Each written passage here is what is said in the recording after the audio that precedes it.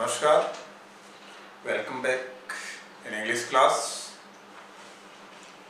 Today's chapter is passive voice. हमने पहले से 2 क्लास ले ली है इसकी, आपने देखी होगी और जहाँ तक मैं जानता हूँ काफ़ी हद तक समझ में आई होगी। पैसिव वॉइस में हमने अभी तक टेंस संबंधी परिवर्तन जितने भी हैं वो किए हैं, कुछ बचे हुए हैं वो आज कर रहे हैं। हमने present indefinite, continuous, present perfect, past indefinite तक कर लिए हैं। अभी 2-3 परिवर्तन हो रहे हैं वो देख रहे हैं किस प्रकार होता है। ज्यादा हार्ड नहीं, मैंने पहले बोला था। अभी 10-15 मिनट की क्लास लेते हो और इसमें यदि आप पैसिव वॉइस सीख जाते हो तो इसका मतलब बहुत ज्यादा इजी है। बस मेन चीज है आपको सही से ध्यान से समझना है और पढ़ना है। जब तक आप ध्यान नहीं लगाओगे तब तक कुछ नहीं कर सकते आप। ना ही तो घर वाले ध्यान दे रहे हैं, नहीं आप ध्यान दे रहे हो, तो कोई मतलब नहीं है इनका। This is only totally wastage of time. So कुछ करिए ताकि आप सीख सको। ये जरूरी नहीं है कि ये 5वीं क्लास के लिए, 6ठी क्लास के लिए, सभी क्लासों के लिए है।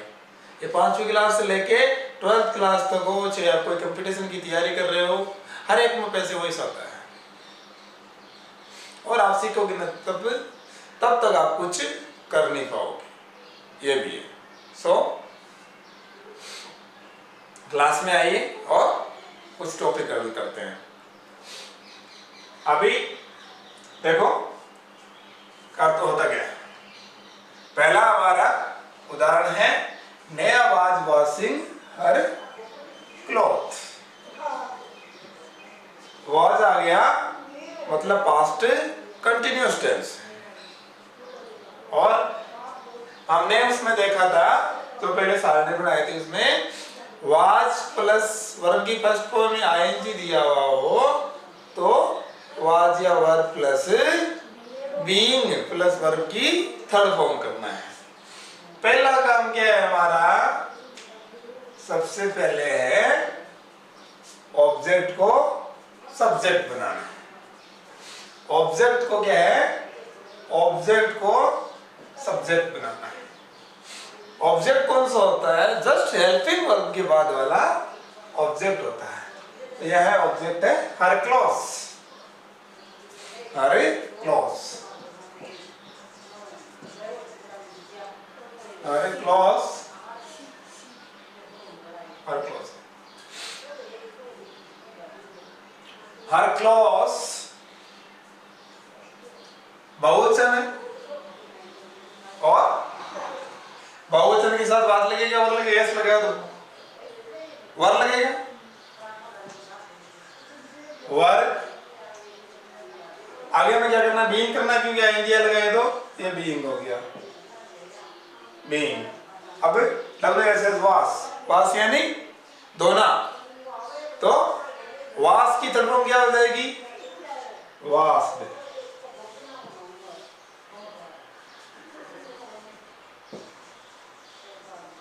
वास्ड बाई, और सब्जेक्ट है, इसको ऑब्जेक्ट बनाना है। अब यहां पे थोड़ा सा कंफ्यूजन ये हो रहा है, वॉशिंग हर आ गया और क्लॉथ्स आ गया। यदि यहाँ पे माई होता तो हमें कोई कंफ्यूजन नहीं होता, माई क्लॉथ्स होता तो वहां पे कोई कंफ्यूजन नहीं होता। लेकिन सी की फॉर्म कौन सी है, सी हर हर। यहाँ पे क्लॉथ अकेला नहीं ले सकता, ये उसके कपड़े मतलब। तो यहाँ पे ये पजेसिव फॉर्म है, हर है पजेसिव फॉर्म है, इस क्लॉथ के साथ में है, इसलिए ये दोनों ऑब्जेक्ट हो रहे हैं। समझ में आया? अब देखो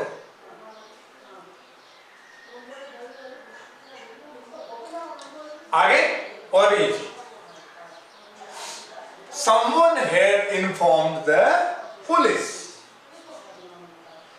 समवन है, हेड आ गया और वर्ब की थर्ड फॉर्म आ गई, मतलब कौन सा टेंस है? Past perfect tense.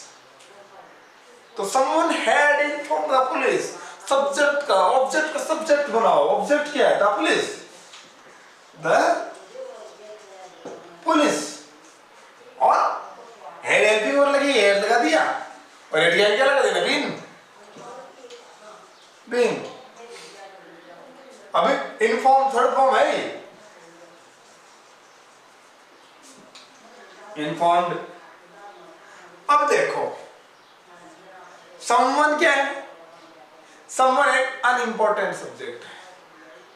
किसी ने पुलिस को इन्फॉर्म किया, किसी ने, उसको लिखो या ना लिखो कोई फर्क नहीं पड़ता है, तो बाय समवन लिखने की कोई जरूरत नहीं है। समवन, एनीवन, पीपल, ये सब अनइंपॉर्टेंट सब्जेक्ट्स में आते हैं, इसलिए पुलिस भी अनइंपॉर्टेंट सब्जेक्ट है। यदि यहाँ पे सब्जेक्ट पुलिस आती तो अनइंपॉर्टेंट सब्जेक्ट में हो जाती है, तो ये यहीं तक हो जाएगा भाई, आगे समवन लगाने की जरूरत नहीं पड़ेगी। अब आगे देखो, एक उदाहरण देखो, ही विल प्ले टेनिस, ये आ गया हमारा विल आ गया, और मैंने सारे के सारे मॉडल्स बताए थे कि मॉडल्स जहां पे आते हैं मॉडल्स प्लस वर्ब की फर्स्ट फॉर्म दी हुई है, तो वहां पे हमें बी लगा देना है। अब देखो ऑब्जेक्ट क्या है? टेनिस है, तो tennis will be played by, यही है, ही का क्या हो जाएगा ऑब्जेक्टिव फॉर्म? हिम होगा, ही का हिम हो गया। क्लियर हो? Someone will have learnt English. Will have future perfect tense, तो मेन वर्ब क्या? लर्न, और तो ऑब्जेक्ट क्या हो जाएगा? English, English will have been learned by someone. Full stop, आसान। अब देखो आगे के एग्जाम्पल, ये ध्यान से देखना है, बिल्कुल एकदम ध्यान होना चाहिए आपका। इधर people worship various God in India. People worship, worship यानी पूजा करना, और मैंने आपको बताया था कि आपको मेनली ध्यान रखना है कि मेन वर्ब के जस्ट बाद में जो होता है वो ऑब्जेक्ट होता है। तो ऑब्जेक्ट क्या है इसमें? वेरियस गॉड्स, वेरियस गॉड्स ही है। आप ध्यान से देखोगे, पीपल वर्शिप तो वेरियस गॉड्स ही है, वेरियस गॉड्स इन इंडिया के, तो हम क्या लिखेंगे? Various gods. अब देखो यहां पे कुछ हेल्पिंग वर्ब नहीं दी हुई, बिल्कुल खाली है। वर्शिप, वर्शिप वर्ब की फर्स्ट फॉर्म है, मतलब हेल्पिंग वर्ब इजारा में से लगाना पड़ेगा, तो वेरियस गॉड्स आ गया, बहुवचन है, तो आर लग जाएगा, आर वर्शिप्ड, वर्शिप्ड। आगे देखो मैंने बताया था पीपल, तो पीपल क्या है? अनइंपॉर्टेंट सब्जेक्ट है, तो हम इसको छोड़ देंगे, लिखेंगे नहीं, बाय पीपल नहीं लिखेंगे, क्योंकि पीपल भगवान को कौन पूछता है? लोग ही पूछते हैं, तो उसको लिखो तो सही है, नहीं लिखो तो कोई सही है। भाई लोगों के द्वारा पूजा जाता नहीं, सबके द्वारा, इसलिए भगवान पूजे जाते हैं बस। तो आगे इनमें इंडिया सीधा यहां तक ही लिख देंगे। इस प्रकार टेंस परिवर्तन कर सकते हैं, कोई दिक्कत नहीं है भाई, आराम से कर सकते हो। किसी भी टेंस में कोई परिवर्तन है या समस्या नहीं होनी चाहिए। अब हमारे सामने कई बार डबल ऑब्जेक्ट वाले वाक्य आ जाते हैं जिसमें डबल ऑब्जेक्ट रहते हैं, मतलब क्रिया के बाद में दो ऑब्जेक्ट रहते हैं। तो हमें कंफ्यूजन हो जाता है कि मैं कौन से ऑब्जेक्ट से बनाना है, और हम इधर उधर करने के चक्कर में गलती कर बैठते हैं। ये ध्यान देने वाली चीज है।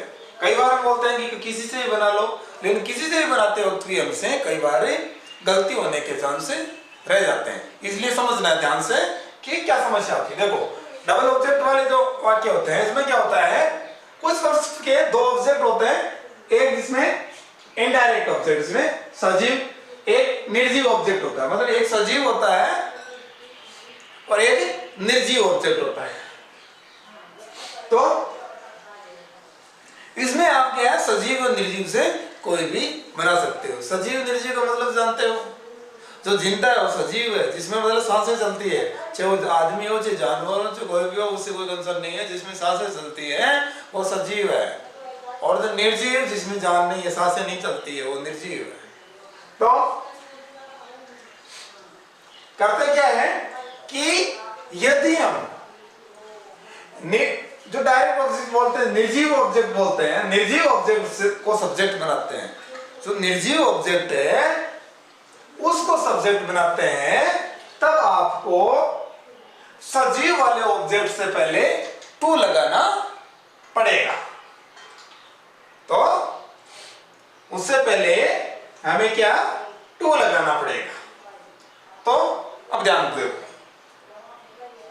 किस प्रकार बनाते हैं कि यदि हम क्या करेंगे, निर्जीव वाले को लेते हैं तो हमें क्या करना पड़ेगा, टू लगाना पड़ेगा। तो इसमें दोनों प्रकार से बनाते हैं। देखो पहले हम क्या है, सजीव वाले से बना लेते हैं। मैं सजीव है और एक गिफ्ट निर्जीव। देखो इसमें क्या है, my father will present me a gift. Present यानी देना, पुरस्कार देना। तो वर्ब आ गई, वर्ब के बाद दो ऑब्जेक्ट है, मी आ गया और एक गिफ्ट आ गया। तो पहले हमें मी वाले को लेते हैं, तो मी का क्या हो जाएगा, आई। यहां से इसको सब्जेक्ट बनाए तो क्या हो जाएगा, आई।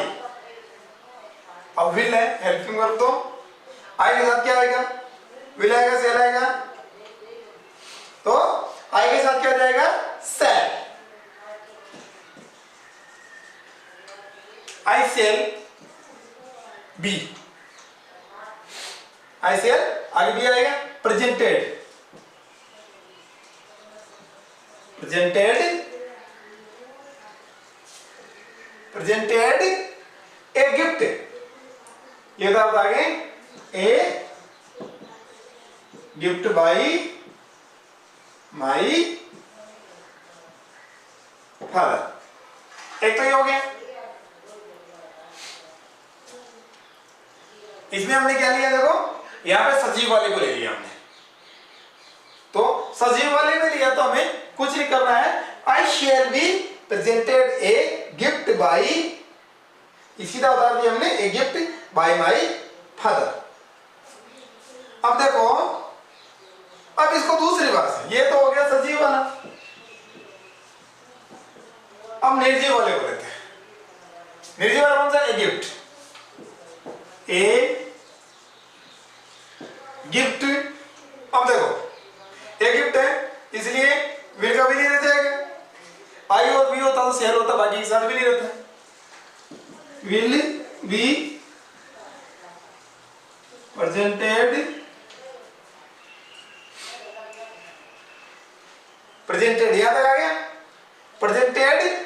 अब यहां पे हमें to me by my father करना पड़ेगा आपको, बाय माई फादर।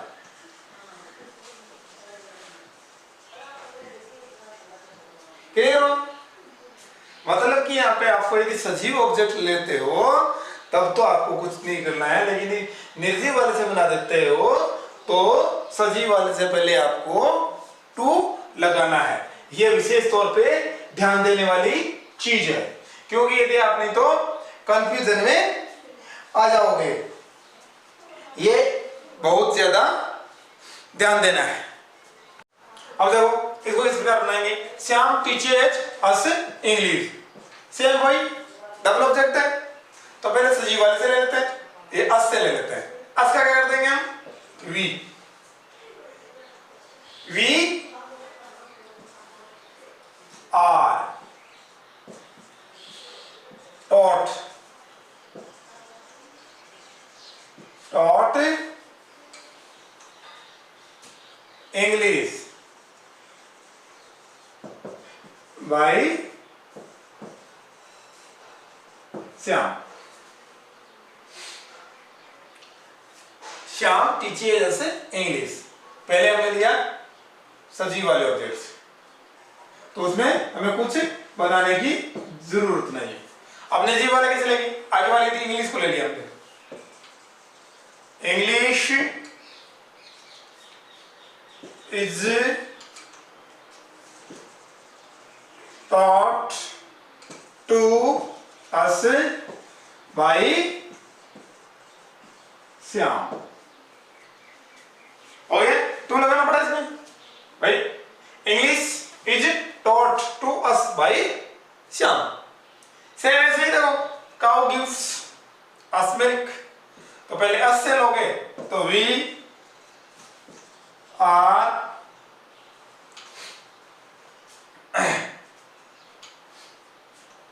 गिव यानी देना, गिव गेव गिवन, गिवन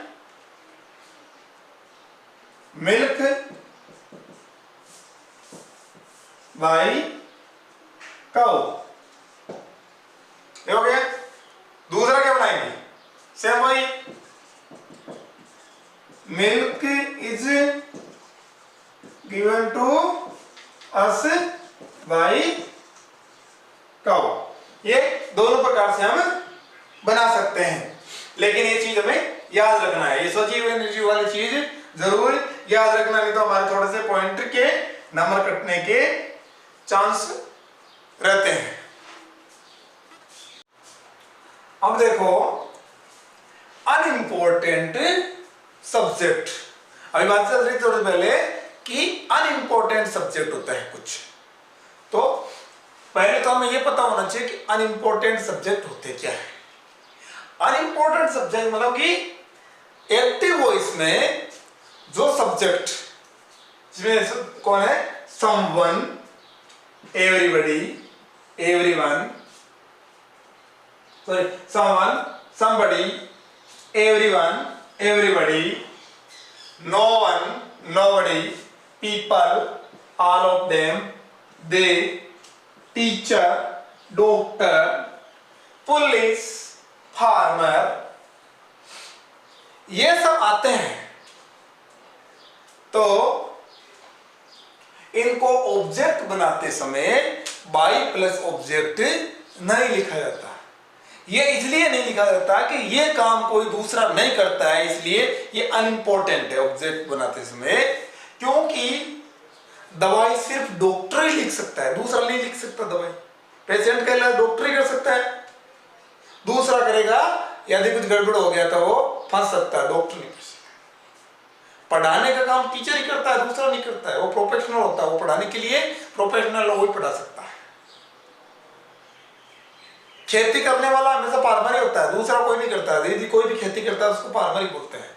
इसलिए उनको ऑब्जेक्ट बनाते समय अनइम्पोर्टेंट मान के छोड़ दिया जाता है, उनको नहीं लिखा जाता। जिस प्रकार से people speak English all over the world. देखो स्पीक, स्पीक है, इसके बाद ऑब्जेक्ट क्या? इंग्लिश है, तो इंग्लिश इज हेल्पिंग और लग जाएगी पर की फर्स्ट फॉर्म तो स्पोकन।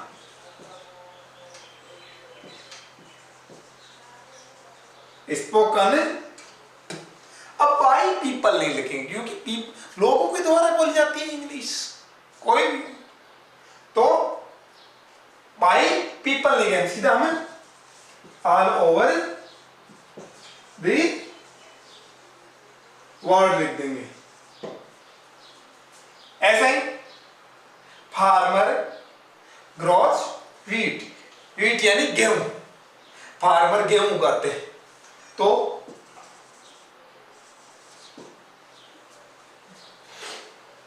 इसमें क्या हो जाएगा, व्हीट इज ग्रोन, ग्रो का ग्रोन हो जाएगा क्योंकि बाय फार्मर, फार्मर लिखने की कोई जरूरी नहीं है, अनइंपॉर्टेंट सब्जेक्ट्स में आता है इसलिए इसको छोड़ देते हैं। तो इस प्रकार आप कर सकते हो, कोई दिक्कत नहीं है। अब जैसे मान लो कि एक चीज और है, एक उदाहरण देता हूं, द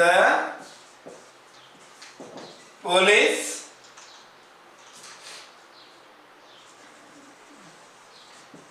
arrested the thief,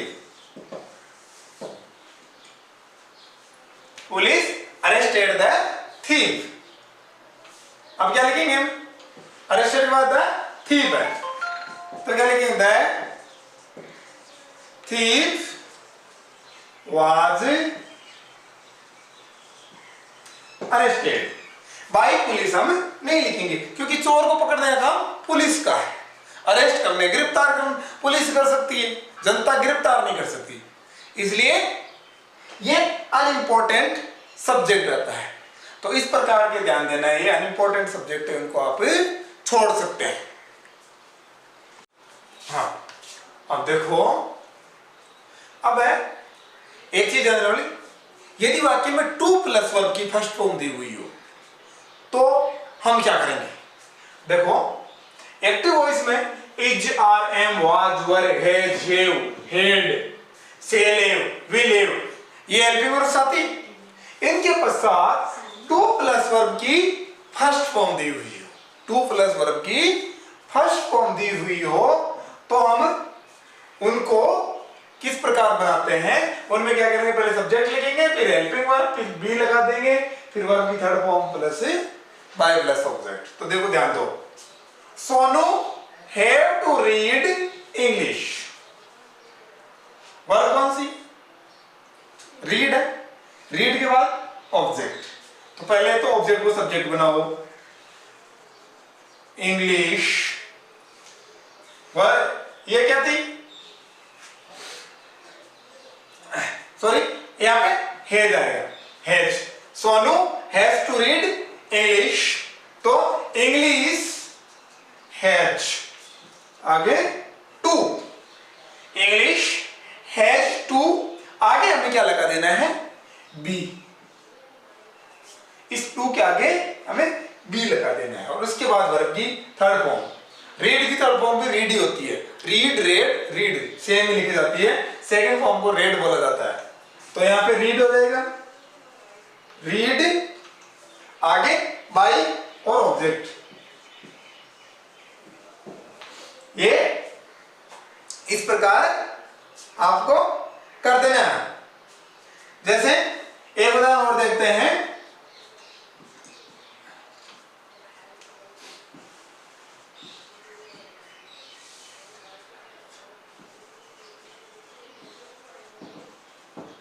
अब देखो ये उदाहरण है, I am to help him, I am to help him, object क्या है, हिम है, ऑब्जेक्ट हिम है, यदि ऑब्जेक्ट हिम है तो ही और हिम का ऑब्जेक्ट का सब्जेक्ट क्या बनाएंगे, क्या बन जाएगा, ही, ही, आई के साथ है क्या, ही के साथ क्या आएगा, इज, ही इज टू, तो है टू का आगे क्या लगा देना है, बी,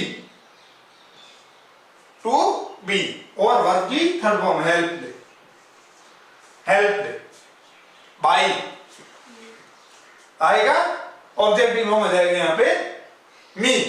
इस प्रकार टू वाले वाक्यों को हम इस प्रकार कर देते हैं, क्योंकि टू के आगे भी लगाते हैं। बाकी वर्ब की थर्ड फॉर्म, पैसिव वॉइस बनाते समय वर्ब की थर्ड फॉर्म आपको यूज करनी है। थोड़े से ध्यान से पढ़िए और कल मिलते हैं फिर नेक्स्ट क्लास के लिए।